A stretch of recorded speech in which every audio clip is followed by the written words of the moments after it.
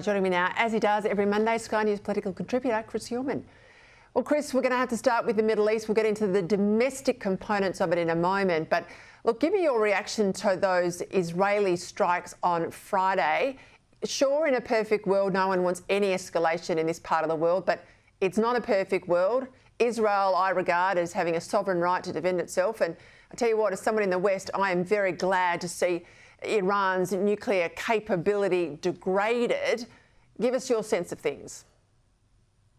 Well, Peter, Israel had no other choice than to do what it did. The International Atomic Energy Agency said in April that Iran was weeks away of enriching enough uranium to have multiple bombs. Now, don't forget that Iran is dedicated to the destruction of Israel. It's done that, or tried to do that, for the last 40 years through its proxies.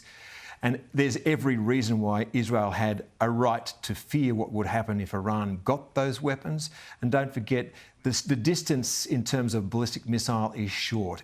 Israel would have 10 minutes warning that a ballistic missile with a nuclear warhead was on the way. Now, I ask you what the people of Canberra, for example, might think if there was a different state in the Northern Territory and the distance between here and Alice Springs is what we're talking about, that was dedicated to the destruction of this side of the country. What do you think that the people of Canberra would want their government to do? Israel was perfectly within its rights to do this. The only thing I hope is that it can quickly degrade this enough so that the fighting can stop. But, you know, it should keep going until it is absolutely certain that the threat has been eliminated. OK, so how can we get that sort of international legal perspective and moral clarity from you that we don't get from the Australian government? Because all we have heard from the government, Penny Wong in particular, the Foreign Minister, is basically to call for restraint, which is, you know, Israel fight with one arm behind your back. There's been no real mention of how the West should thank God for Israel and what they were able to do over the last 3 or 4 days. That has been missing from our government's rhetoric. Well, the Israeli ambassador summed this one up, and that is, words do not stop warheads. Do you genuinely believe that the state of Iran under the Ayatollahs was ever going to have a kind of regime where it would allow you to have enough inspections to have the confidence that you could continue to live with that state and that it would not develop those weapons? And by the way, I've certainly been told, and I'm sure that you have too, that given that Iran is helping out Russia when it comes to drones, that Russia is now helping out Iran when it comes to enriching enriching uranium for weapons. They only want those weapons for one thing, and that is the destruction of the state of Israel. Now, they might not use them, Peter, but would you take that chance? So there are many reasons why I disagree on some things with the government of Benjamin Netanyahu. I do wish that they would find a way to bring to an end the war in Gaza. I do not agree with everything that that government does. But on this one, I find them hard to fault.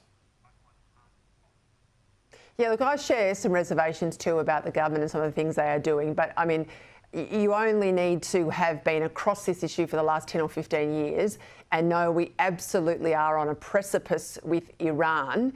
And the nature of that strike, I'll get into it in a moment with Peter Jennings, but the precision in that strike, I think, is awe-inspiring.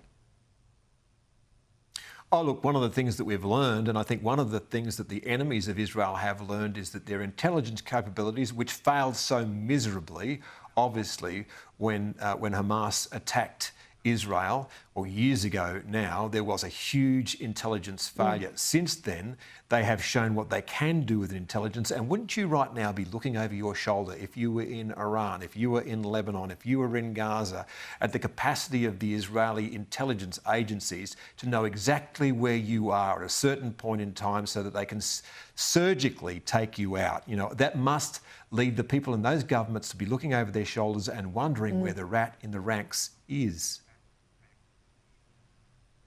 I tell you, I'll get into some other more domestic issues in a moment, but you'd want to be a fly on the wall, wouldn't you, when Donald Trump sits down with Anthony Albanese, because it won't just be rare earths and US beef coming into Australia. I mean, defence is going to be absolutely front and centre, isn't it?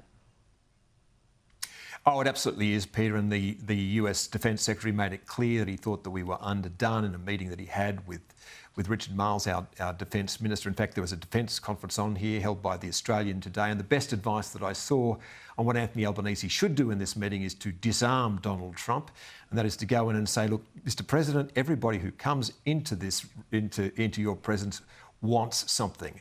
I'm here to tell you that the Australian government is spending money on defence, is wanting to get Virginia-class submarines, can do maintenance for you.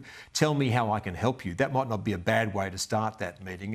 And Joe Hawking said it would certainly disarm someone like Donald Trump. Now, I don't know if that's the advice that he's getting from the current ambassador to the United States, which is Kevin Rudd, but it struck me as a pretty good opening gambit.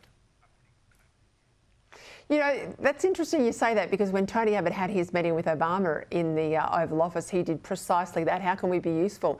And President Obama said at the time, geez, I don't get many people coming in here who say, how can we be useful? How can we assist you?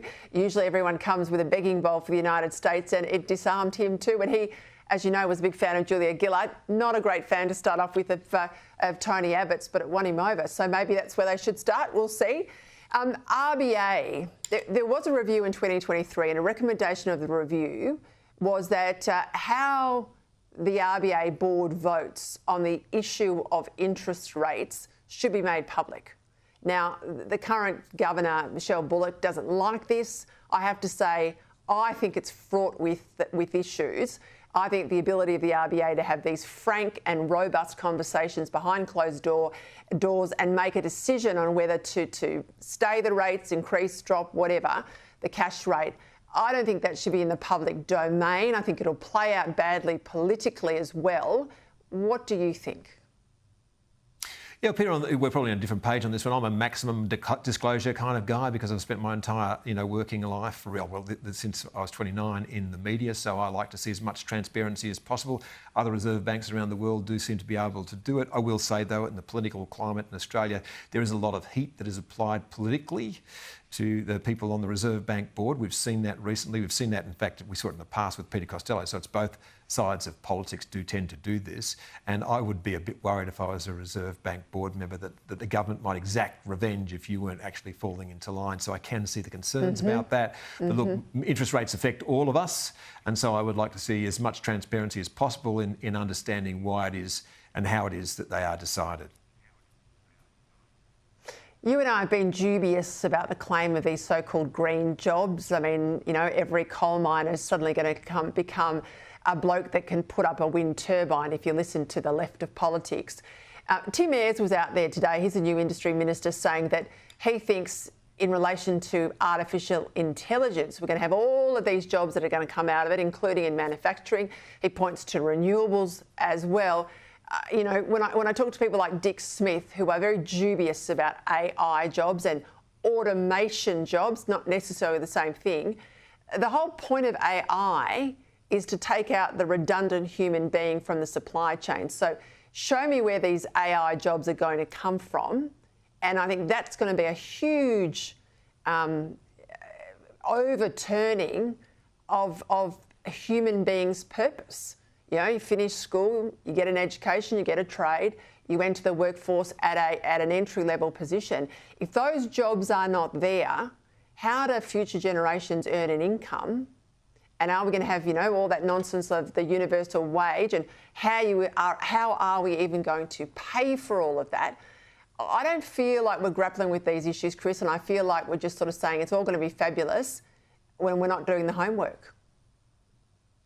Oh, absolutely, Peter. And I do think that AI is one of those things that's a generation that comes along once in a generation, a technology that is that powerful. You'd struggle to think of other things in human history that are kind of equivalent to this, and the potential that it has to take out white-collar jobs. Now, we've seen industry in the past, as it mechanises, take out blue-collar jobs. So the white-collar jobs are the next one in line. And I've seen what artificial intelligence can do by stringing together two interviews and churning out a pretty serviceable news story. So I think that it might cost a lot of journalists' jobs. And in any of the information technologies, we've seen that's where the hammer falls first and hardest. It certainly is on the media. So I would be a bit dubious about the future on that front. And look, every time they talk about this, they always put the word green in front of it. Can I tell you, I was in the United States last year, and the kinds of energy demands that we're talking about in a single undiversified load, that means that they are going to be wanting energy 24/7. That will not be run by wind and solar power. In the United States, it will be a gas first and then a nuclear policy. So they're going to set up their data centres in and around those big gas fields in the United States and get cheap, abundant energy in order to deliver that data. I don't know where we're going to get that from. And everyone talks about productivity too, Peter. Here's a recipe for productivity: cheaper energy, certainty, less red tape, and a government that doesn't think that it knows more than the market. Start there and you might get somewhere. Maybe even remove a layer of government in Australia. That'd be nice too. That'd be good for productivity. Thanks very much, Chris. See you next week.